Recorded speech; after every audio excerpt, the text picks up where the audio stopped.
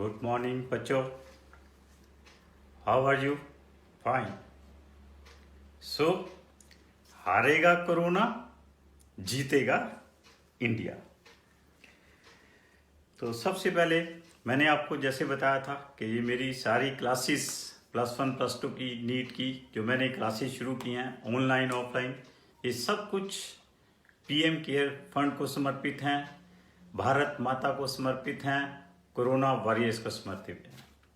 आज मैं सबसे पहले उन सभी बच्चों का, मेरे पुराने स्टूडेंट्स का मैं धन्यवाद करना चाहूँगा जिन्होंने पीएम केयर फंड में डोनेट किया है। में से सबसे पहले डॉक्टर अभय कालरा हैं जो कि मेरे बहुत ही ओल्ड स्टूडेंट हैं। He is DM nephrology, now working with max hospital Mohali. Doctor साहब का, वैसे तो डॉक्टर साहब खुद ही कोरोना वॉरियर्स हैं, लेकिन फिर भी इन्होंने पीएम केयर फंड में डोनेट किया, इनका बहुत बहुत धन्यवाद।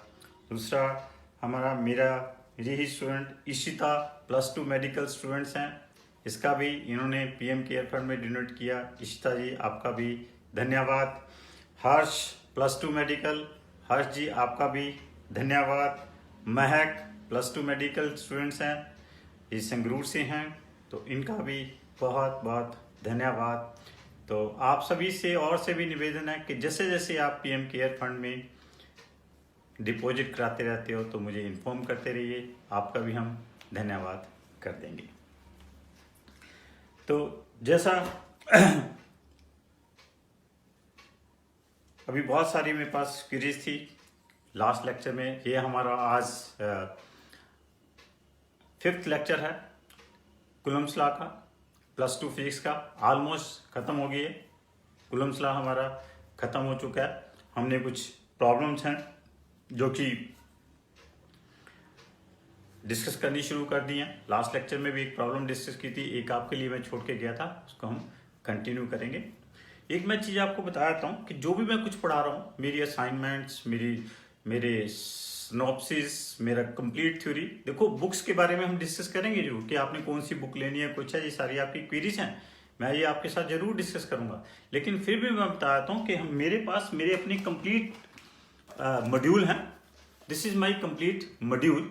इस मॉड्यूल में हर चीज दी हुई है, थ्योरी भी दी हुई है, मल्टीपल चॉइस क्वेश्चन प्रैक्टिस के लिए भी दिए हुए हैं, न्यूमेरिकल्स प्रॉब्लम भी प्रैक्टिस के लिए दिए हुए हैं। लास्ट ईयर जो नीट एग्जामिनेशन में जो लास्ट ईयर क्वेश्चन आए हैं वो भी सारे कवर किए हुए हैं। इसमें एक बुक के पूरे मल्टीपल चॉइस क्वेश्चन भी किए हुए हैं, वो बुक का नाम है डीसी पांडे। डीसी पांडे के जितने भी मल्टीपल चॉइस क्वेश्चन है उसको मैंने स्कैन करके इसमें डाला हुआ है। तो इस तरह से सारा कुछ इसमें कवर अप किया हुआ है। अगर मेरा मॉड्यूल आपके पास है तो आपको किसी तरह की और कोई जरूरत नहीं है। पर मैं ये नहीं कहता कि आप मेरा मॉड्यूल लेने के बाद कोई बुक ना पढ़िए, कोई टेक्स्ट बुक ना पढ़िए, एनसीईआरटी ना पढ़िए, पढ़िए जरूर, रेफरेंसेस बुक पढ़िए।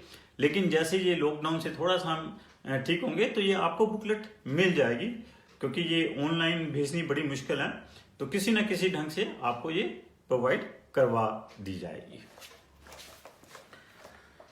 तो बच्चों, जैसा हमारा सिस्टम है कि हमने अपनी एक थोड़ी सी इंफॉर्मेशन मैं आपको और देना चाहता हूँ कि मैंने नीट की क्लासेस शुरू कर दी हैं। तो आपके कोई भी जो नियर डियर्स हैं, जो आपके कोई ब्रदर है, सिस्टर है, या कोई रिलेटिव है, जो कोई फ्रेंड है, नीट की जो तैयारी कर रहा है, जिन्होंने 26 अप्रैल 2020 को जुलाई में 26 जुलाई को जिन्होंने नीट का पेपर देना, उसके लिए मैंने कल से पहली क्लास शुरू कर दी है। तो वो लिंक देख लेंगे तो वो भी बच्चे मेरी क्लासेज अटेंड करें। मैंने 2 महीने कंटिन्यूसली क्रैश कोर्स की तरह नीट की तैयारी करवानी है। तो बच्चों, जैसा हमारा सिस्टम है कि क्लास शुरू करने से पहले हम शांति पाठ करेंगे।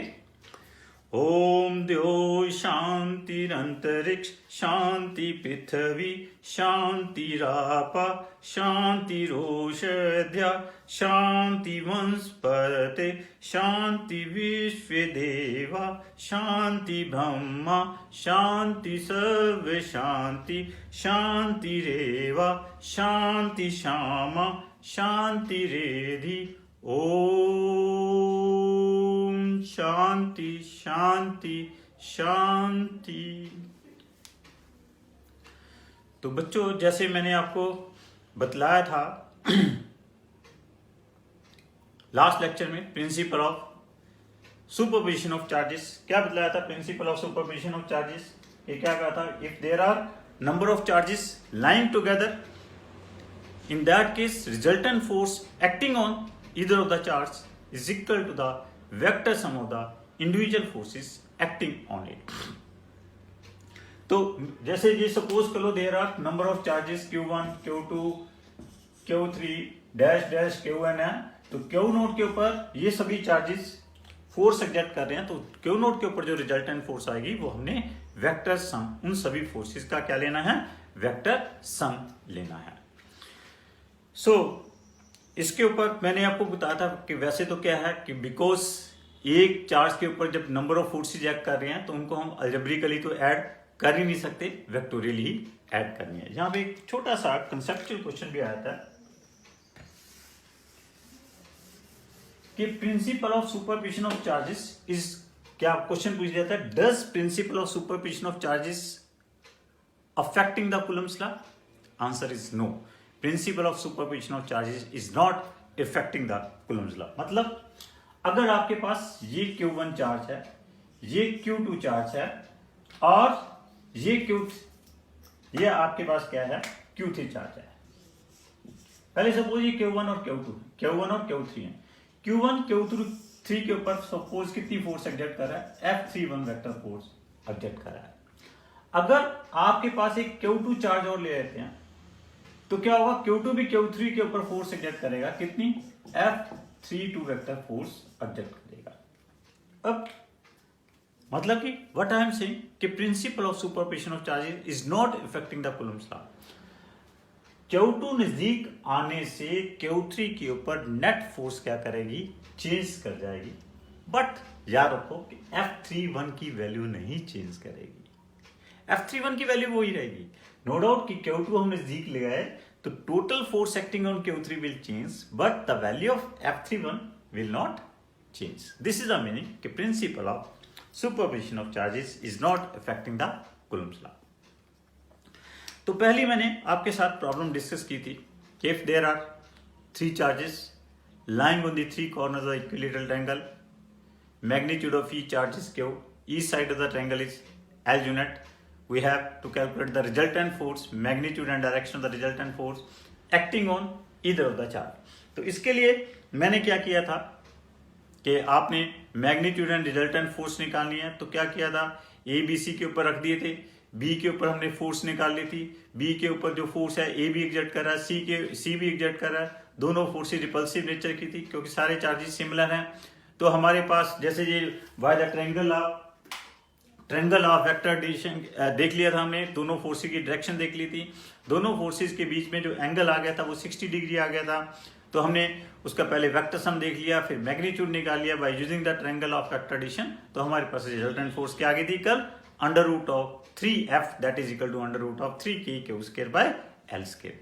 फिर मैंने यही प्रॉब्लम डिस्कस की थी, if there are 3 charges plus q and minus q are last question में ख्याल रखना कि चाहे फोर्स ए के ऊपर निकालें, फिर बी के ऊपर निकालें, सी के ऊपर निकालें, तीनों के ऊपर फोर्सेस के मैग्नीट्यूड क्या थे? सेम थे, √3k² बाय L स्क्वायर, लेकिन उनकी डायरेक्शन क्या थी?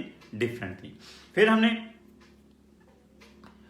कहा था कि plus Q, if 3 charges plus q and minus q are lying on the 3 corners of the equilateral triangle ABCD, each side of the triangle is L unit, तब हमने particularly पूछा था कि what is the magnitude and direction of force acting on A charge which is lying at E। तो उस case में हमने देखा था कि एक आपके पास रिपल्सिव फोर्स थी, एक क्या थी आपके पास अट्रैक्टिव फोर्स थी, जिसके कारण एंगल क्या हो गया? दो फोर्सेस के बीच में 120 डिग्री बन गया था। Total force acting on A क्या आ गई थी आपके पास? That is k² by L square आ गई थी। बी के ऊपर वही हमारे पास क्या आ गई थी? Total force that is again k² by L square. लेकिन सी के ऊपर क्या आ गई आपके पास? फोर्स अगेन दोनों अट्रैक्टिव फोर्सेस थी, तो it becomes √3k² by L square. लेकिन अब इस प्रॉब्लम में क्या हुआ था? प्लस क्यू माइनस क्यू है, ए और बी के ऊपर जो चार्जेस पड़े हुए हैं उनके ऊपर सेम फोर्स एक्ट कर रही है, लेकिन सी के ऊपर फोर्स क्या है, डिफरेंट एक्ट कर रही है। लेकिन पहले वाली प्रॉब्लम में क्या था कि सभी चार्जेस के ऊपर फोर्सेस के मैग्नीट्यूड क्या थे, सेम थे, लेकिन दोनों प्रॉब्लम्स में डायरेक्शन ऑफ फोर्सेस क्या आ रही हैं, डिफरेंट आ रही हैं। क्लियर? तो नेक्स्ट आपको मैंने देके गया था आपके पास problem, what is that problem कि 4 चार्जेस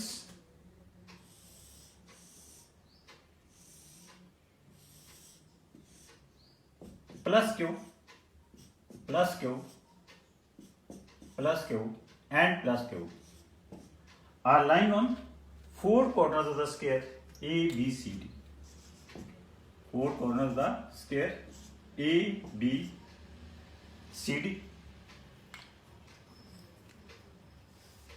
तो इनके ऊपर हमने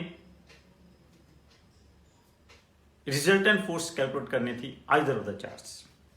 अब जैसे सपोज कर लो कि we have to calculate the resultant force. अगर आपने रिजल्टेंट फोर्स कैलकुलेट करनी है किसके ऊपर, ए के ऊपर आपने रिजल्टेंट फोर्स निकालनी है।